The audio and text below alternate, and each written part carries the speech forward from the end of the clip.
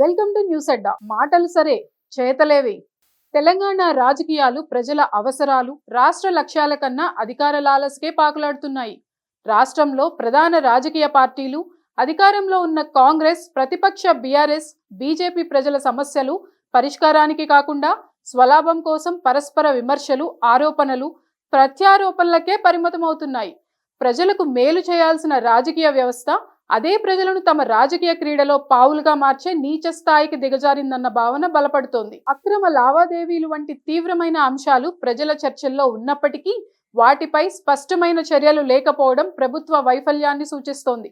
విచారణల పేరుతో కాలయాపన చేయడం తప్ప అవినీతి రుజువై న్యాయం గెలిచిందన్న భావన ఎక్కడా కనిపించడం లేదు. పదే పదే బీజేపీ ఆరోపిస్తున్నట్లు ఆ రెండు పార్టీల మధ్య అంతర్గత అవగాహన ఏమైనా ఉందా అన్న అనుమానాలు బలపడుతున్నాయి.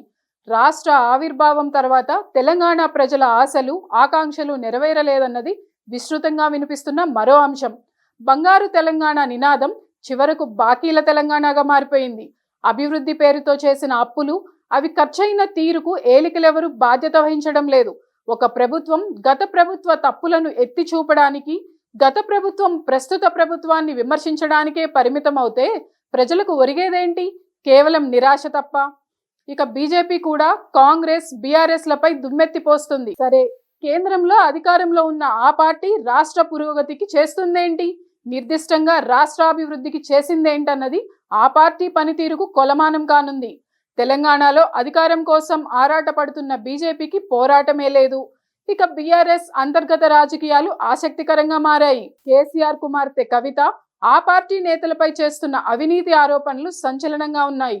కాళేశ్వరం నుంచి కూకట్పల్లి భూ కబ్జాల వరకు ఆమె ఎత్తి చూపుతున్న అంశాలు బీఆర్ఎస్ పాలనలోని అవినీతి, బంధుప్రీతి, లోపాలను తిరిగి చర్చల్లోకి తెస్తున్నాయి. అయితే కవిత తాను కడిగిన ముత్యాన్నని నిరూపించుకునే ప్రయత్నం ప్రజల్లో నమ్మకాన్ని కలిగించలేకపోతుంది. లిక్కర్ స్కామ్ కేసు కవిత రాజకీయ భవిష్యత్తుపై మాయని మచ్చగా మిగిలింది. కన్నవారిల్లు కాదన్న ఈ సమయంలో రాజకీయ మార్గమే ఏకైక దారిగా ఆమె ఎంచుకున్నట్లుంది. కవిత ఆరోపణలు బీఆర్ఎస్ ను మరింత బలహీనపరుస్తుండగా కాంగ్రెస్ కు అనుకోని లాభంగా కలిసి వస్తోంది. ఇదే తరుణంలో వారసత్వ రాజకీయాలు తెర మీదకొస్తున్నాయి. తెలంగాణ సహా దేశవ్యాప్తంగా వారసత్వ రాజకీయాలు అన్ని పార్టీల్లోనూ కొనసాగుతున్నాయి. ఒకే కుటుంబం, ఒకే కుల ప్రాబల్యంతో పాలన సాగితే ఆ పార్టీకి ఆ కులానికే నష్టం కలిగిస్తుందనడానికి బీఆర్ఎస్ ఉదాహరణగా నిలిచింది. ప్రస్తుత కాంగ్రెస్ ప్రభుత్వం కూడా ఈ తప్పుల నుంచి పాఠాలు నేర్చుకోవాల్సిన అవసరం ఉంది. కేవలం బీఆర్ఎస్ వైఫల్యాలను ఎత్తి చూపడమే కాకుండా పాలనలో స్పష్టత, పారదర్శకత, ప్రజల నమ్మకం పెంచే చర్యలు చేపట్టాలి. అప్పులపై శ్వేతపత్రం, అవినీతి ఆరోపణలను కాల పరిమితితో తేల్చే విచారణలు, అభివృద్ధి ప్రాధాన్యతలపై స్పష్టమైన దిశానిర్దేశం వంటివి ప్రజలు ఆశిస్తున్న కనీస చర్యలు.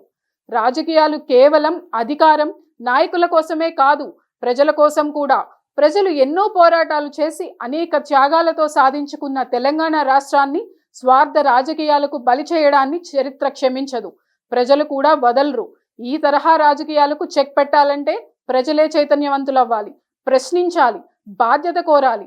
అవసరమైతే అలాంటి రాజకీయ పార్టీలను, నాయకులను తిరస్కరించాలి.